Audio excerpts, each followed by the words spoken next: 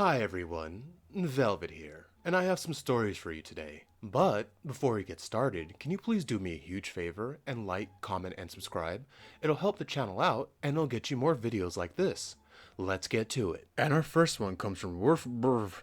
Am I the beehole for demanding that my sister, a 17-year-old female, go through the punishment that she framed me, a 19-year-old male, into getting as teenagers?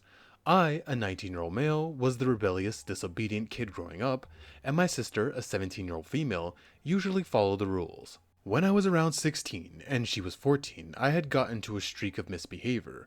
Most punishments provided ineffective. After doing some research, they found out this thing called a buck rag that would make an even hardened rebel submit. They had found a site where you can buy them from a goat farm. They are rags that are whipped all over a billy, buck, goats for days and on end, so they smell like them, and then they are sealed in little glass jars. My parents told me that any more misbehavior, and I would have to hold my nose in there and smell it for 3 minutes as punishment. I laughed at first, but my dad took me outside and made me take one whiff from 5 feet away, wafting, and after that, yeah, I wasn't laughing then, so I shaped up and did not ever want to smell that again. Then, one day, when parents were out of town, my sister uncharacteristically had a little party at the home against parents' rules. It got out of control with some alcohol spills and broke at a broken vase. When parents came home, they asked what happened. She told them I did it. The parents believed her, which I don't blame them for too much for. Got bug ragged for 6 minutes. 3 for the party and 3 for lying. My sister watched me through the window the whole time. My relationship with her was never the same. Time passed and I actually did get along better with my parents, eventually moved out for college. Parents threw out the rag after I behaved better for a while. Recently, one of her friends even admitted to our parents that the party happened though. And the truth came out. My parents felt really bad and apologized to me, and I said I don't blame them, and I have been tepidly reconciled with my sister for a little while now. But I think I said it would only be fair if she had to go through 6-minute punishment that I got. My parents tried to tell me to let bygones be bygones, but I said no. This is the only way I could really feel that justice was served. I even just bought a buck rag and brought it home to parents last week.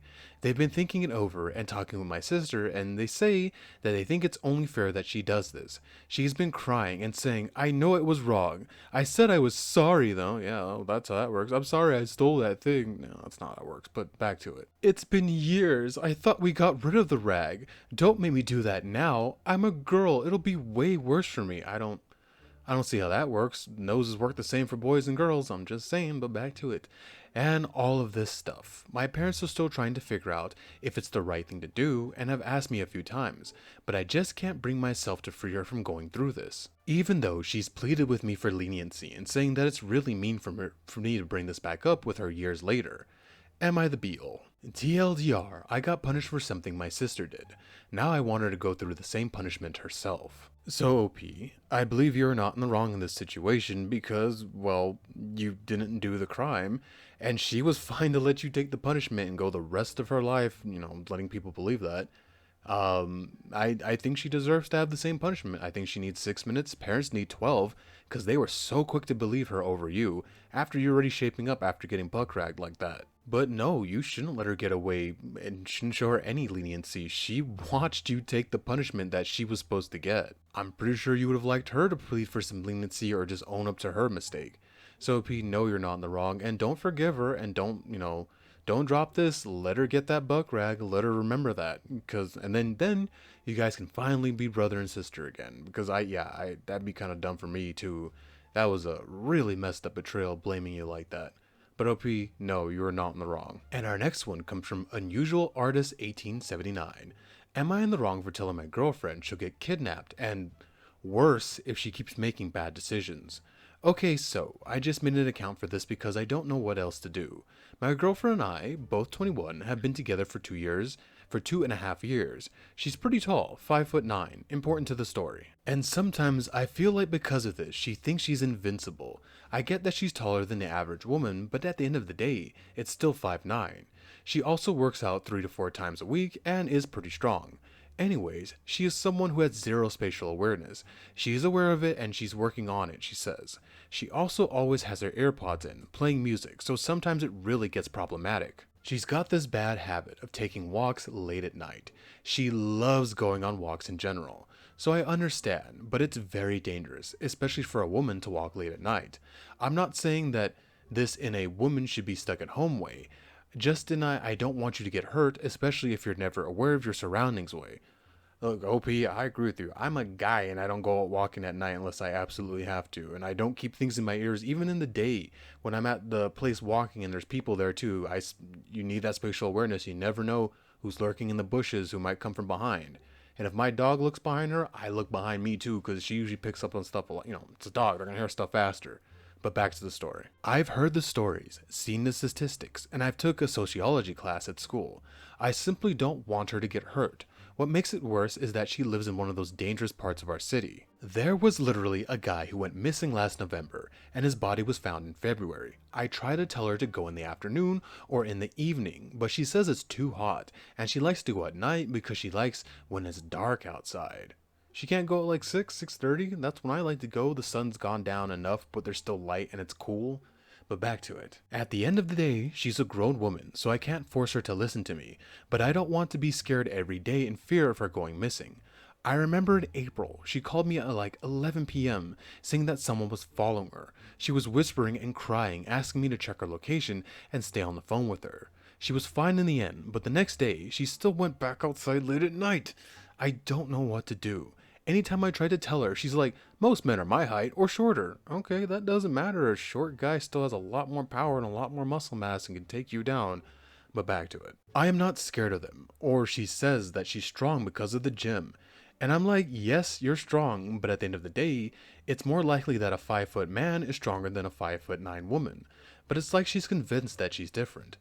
Yeah, okay, okay, you're right. And okay, you're strong. Who cares? Are you trained to fight? If a short guy is able to grapple you, it doesn't matter how strong you are. It's going to cut off your windpipe and knock you out. You have to know how to defend yourself.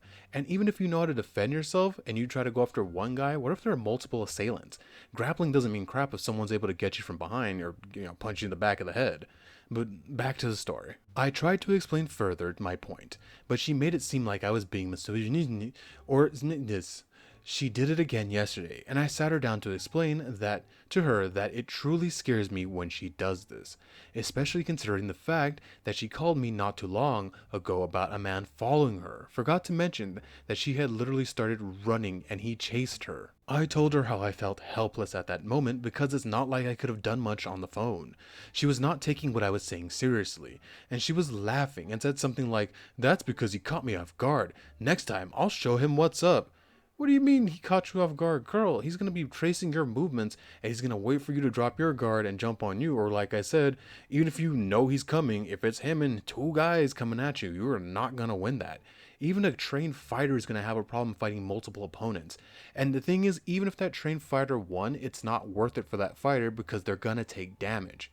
But again, back to it. This one is such a frustrating story. I actually got mad and said, bro, if you want to get kidnapped and because your dumb arse keeps making dumb decisions, then go for it. I immediately regretted what I said because one of the rules in the relationship was to never talk about assault with a few exceptions, but specifically to never use the word. It was extremely triggering to her, and she said she just looked at me with big eyes and started getting her stuff to leave. She was hyperventilating, and I was trying to talk to her, but she kept pushing me away and left. I know I messed up. Trust me, I know. But I was just so frustrated. Why does she keep doing this? A man was found unalived like 10 minutes away from where she lives, and it's just like she doesn't care. I've been trying to call her, but she won't answer. Am I wrong? I know I am for what I said, but I'm also just trying to help. Is this solvable? What can I do to make her understand me? So I already said some stuff in between what I was reading, but I took a look in the comments and we're gonna take a look at it. Well, she says she's a female martial artist, so I'm gonna believe her. But into it. It comes from Trucker Girl 1075. Female martial artist here. Have been training for over 15 years. I'm pretty confident in my skills. I can absolutely say your girlfriend is being reckless. First, you don't go out yourself in dangerous situations. Oh, I forgot to say that. You know, I say don't put yourself in situations where you could get like where people could think you're cheating and stuff like that. Same thing goes here. Don't go down the dangerous alley at nighttime. Walk Main Street if you have to walk. But back to it. Because a perceived advantage. So she is tall and works out. That doesn't really matter because most men are stronger than most women. They can and will overpower her. She needs to realize this. Second, situational awareness is vital to safety. Predators look for weak prey, and that includes someone not paying attention to their surroundings. The earbuds make this even worse. She's being very naive. I don't think we should live our lives in fear, but being realistic about our limits is just common sense. And yeah, I agree. Knowing your limits, knowing how strong and weak you are, can save your life. You have to know when to run, and you have to know when to fight, and you have to be smart enough to not put yourself in these situations. Now, P, I don't know what to tell you. I smart thing, the thing that makes sense to me is talking to her, but you already talked to her, so I don't know what to tell you. I think what you told me makes sense. What else way do you approach this? I don't know. I got nothing for you. You gotta wait and hope she wants to talk to you. If not, this might be done because you've done it. You've talked to her.